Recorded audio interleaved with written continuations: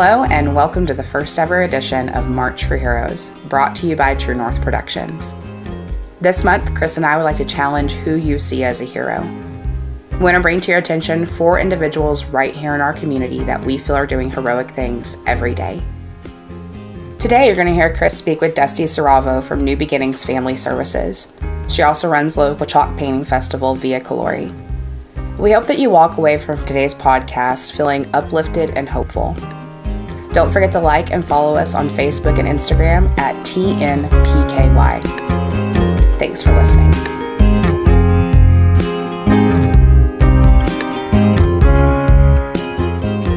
Hey guys, we're here for March for Heroes. I'm Chris Gatros, and I'm here with Dusty Siravo. Hey.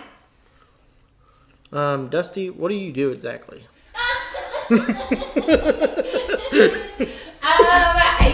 I try and save the world, and I help cats. And my official working title is the Director of Development and Recruitment for New Beginnings Family Services. So basically, that means that I educate people, I train people, I do a lot of fundraising, and I try and help foster parents and foster kids in any way that I can. To you, what is a hero? Oh my goodness.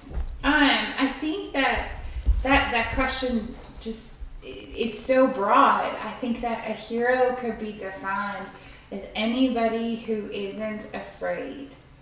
I think that, and actually, let me take that back. I think it's anybody that is afraid, but who keeps going.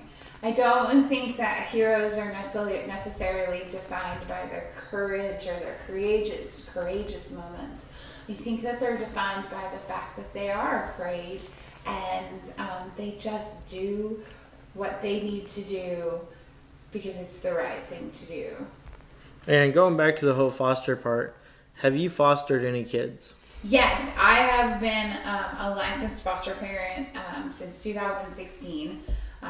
We fostered teenagers and toddlers, and in addition to foster parenting, I work with 2 different animal rescues, and we foster dogs too. So the whole foster care concept for children and animals and plants or whoever needs to be helped, it's just kind of been my life philosophy to just help. It doesn't have to be official. You're just supposed to help people. All right. If you were to tell somebody that was interested in doing foster work, what would be the advice that you would give them? It sucks. I'm not kidding. People look at me like I have 3 heads when I say that. It's heartbreaking. It's tragic. It's awful. We should not need foster parents, right? We should not need my job. We should not need to talk about it. But unfortunately, we do. And so even though it sucks and it's heartbreakingly tragic, it is also the most beautiful thing you will ever do. You have to have a sense of humor. You need a little bit of patience. And you just need to be able to want to help. Everything else falls into place. And I would also say to people that teenagers aren't scary. I love when people are like, I want to foster toddlers and babies and young kids. And I'm like, what about this 14-year-old? And they're like, nope. And, they're not going to eat your face. So I think that people should really consider it. And if they can't be foster parents, I really think they should look into how to help foster kids and foster parents. What made you decide originally to do foster care? This has been a topic of conversation probably the last 6 months with everybody in my world. I walked away from a pretty lucrative career in film and television, moved to Kentucky, got back into it on an independent level. I was a school teacher for a while, kind of bounced around. And then I had a corporate job for a year. And when that contract ended, I took 6 months off. And I was like, I don't even know what I want to do. But I want to do something that'll change the world. And you can change the world with music. You can change the world with art. You can change the world by helping a cat. You can change the world. As long as it's little pieces of the world. You can change your world in small ways. And I wanted to change the world in big ways. And so I said to my husband, my next job will be in you know, a field that helps, whatever that is, whatever defines that. And I started sending out my resume, and I interviewed for this position, and obviously got the position. And then it's not enough. You know, it's never enough. How much more can we do? Because you help one kid and there's 10,000 more. You help one family and there's 1,000,000 more, and it's just never enough. So then it was, how can we do these things globally? And that's, I think, how everything else in the last couple of years evolved. And is that pretty much how Via Calori got started? Or how did Via Calori get started? So Via Calori was running, it's a street painting festival. It used to be hosted in Elizabethtown, Kentucky, and then in 2013 it was canceled. And I had a heart attack because I was one of the artists at Via.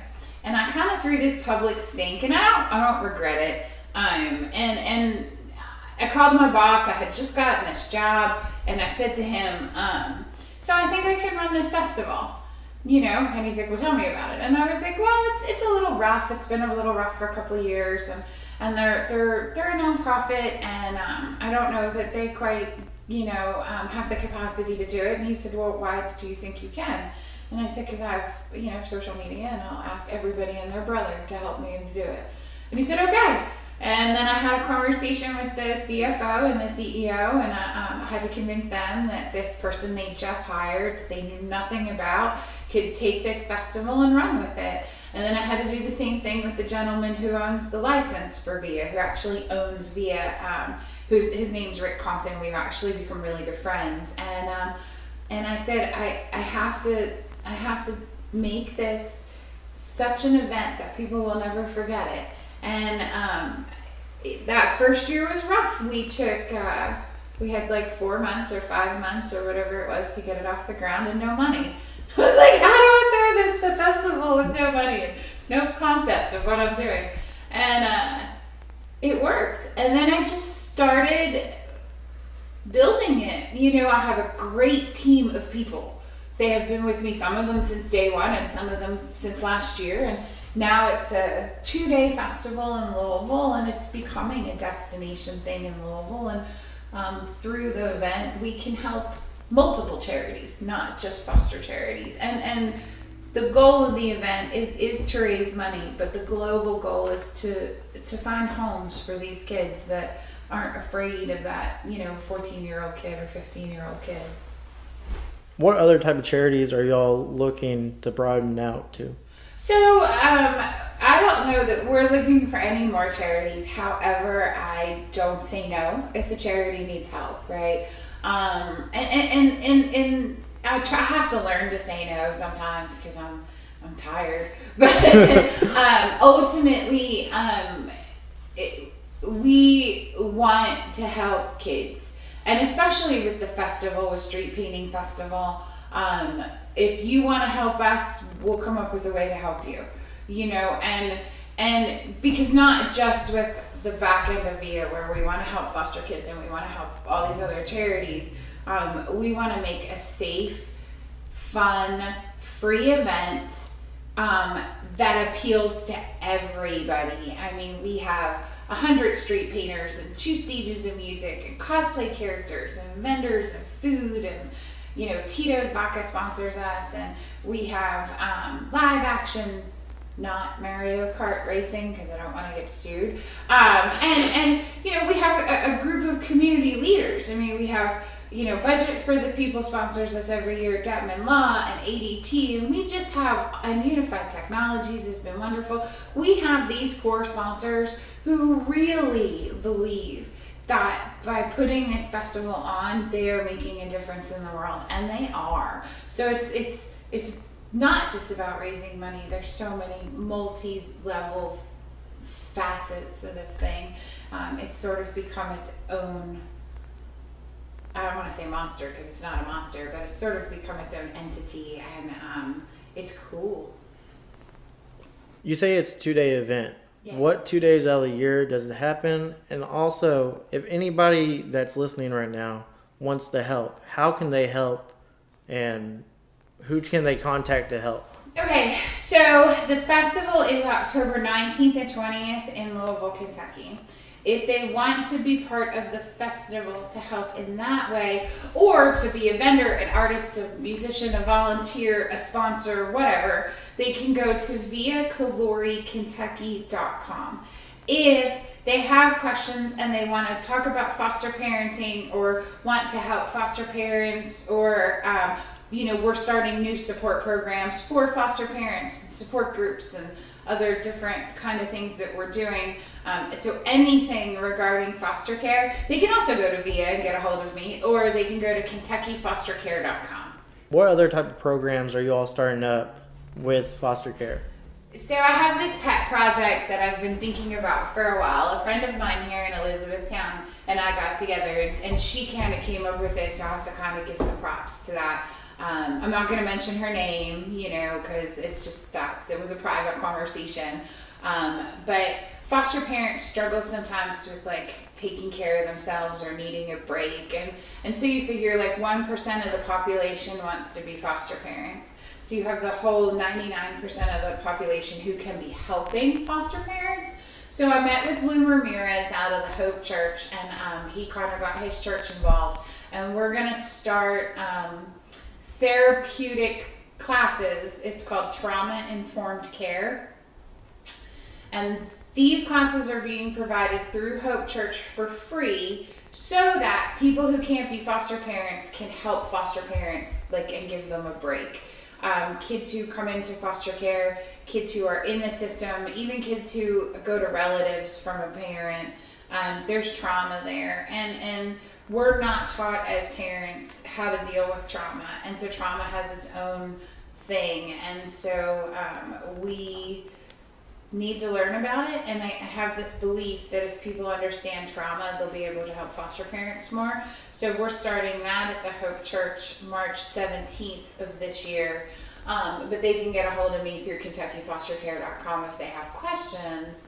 And I think that it's such a cool way to get people involved. And if you can't do that, you can get a hold of me if you can mow a lawn, if you can bake a casserole, if you can, come over and help the family with laundry or go grocery shopping or something. There's always a need for some help. If you can donate a gift card for dinner one night so they can just not cook, or the first night that kids come into placement, if you can send a pizza, I don't think that people realize there's so many different things that they can do to help foster parents. And what do you think has been the biggest challenge so far? With what? Which part?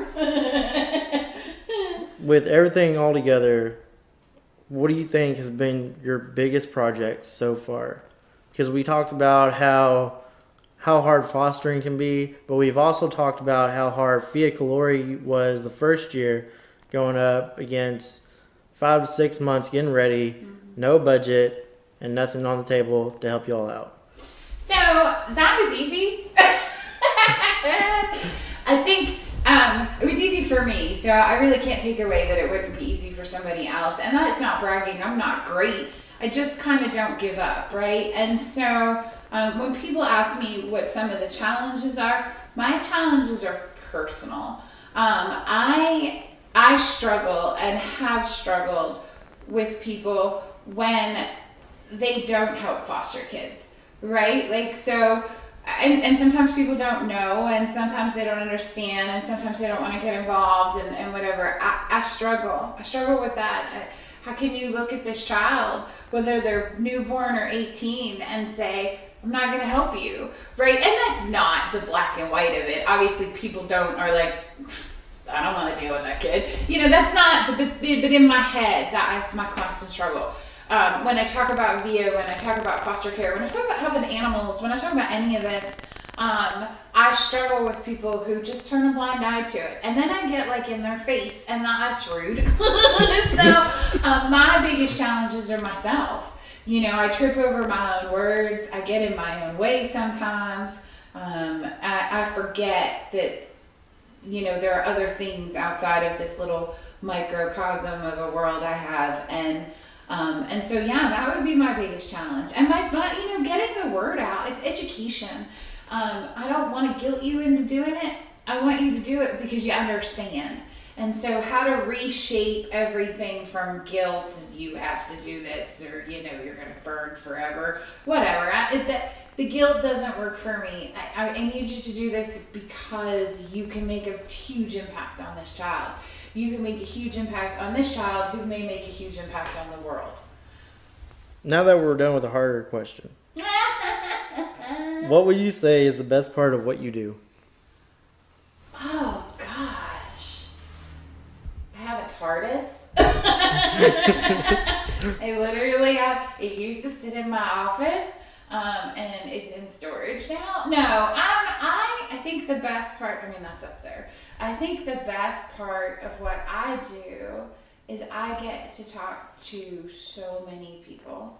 And I get to connect people to other people that can help them. And there's some of this joy being behind the scenes. Mm-hmm. A lot of my film and TV and all that, I was always behind the scenes. I'm not one of those people who likes to be, in front of the camera.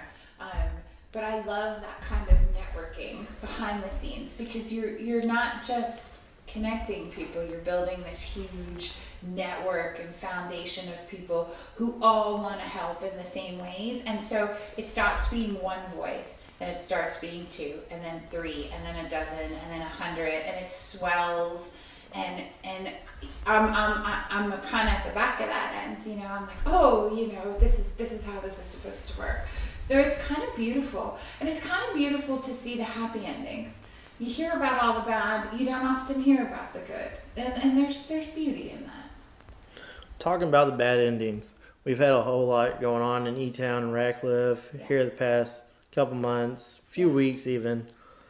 If you were to give advice to somebody on the street, just walking around E-Town, walking around Radcliffe, or anywhere, what would you say to help them make a difference in the world? What would you tell them? When people are struggling on their own, it's hard to look past their own struggles, right? And so ask for help. Instead of looking for ways to just survive, there's plenty of people out there who can help. And if you are somebody who's not struggling, ask how you can help. People message me all the time. I'm having a bad day. This is going on. That is going on. And it could be something from as simple as, my houseplant died to my whole world just fell apart. And anybody's response to anybody struggling should be, how can I help you? How can I make this easier? And even if I'm not rich, I don't have a lot of money. I think I'd probably be like evil villain level if I had a lot of money. What can I do now? But I think that ultimately I have time, and even if I don't have a lot of time, I have small moments where just, you got this, or I believe in you, or once a year we'll go around E-Town and we'll just hang scarves up all over the place, and they're free for anybody who's cold. It's a lot of paying it forward. We bought Girl Scout cookies the other day and bought an extra box to pay it forward to the next person. You want to be an example and put your money where your mouth is. If you're preaching kindness, and if you're talking about anything and you're not doing it, that's another personal struggle of mine, because then I'm like, I live it. I'm in the trenches. You need to come with me, or and so I think that's it. How can I help? Or I need help. Those are two very powerful, very, very profound sentences. We just want to say thank you for being here with us for March for Heroes. Oh, thank you for having me. I'm not really a hero. I'm just a girl with a bunch of cats.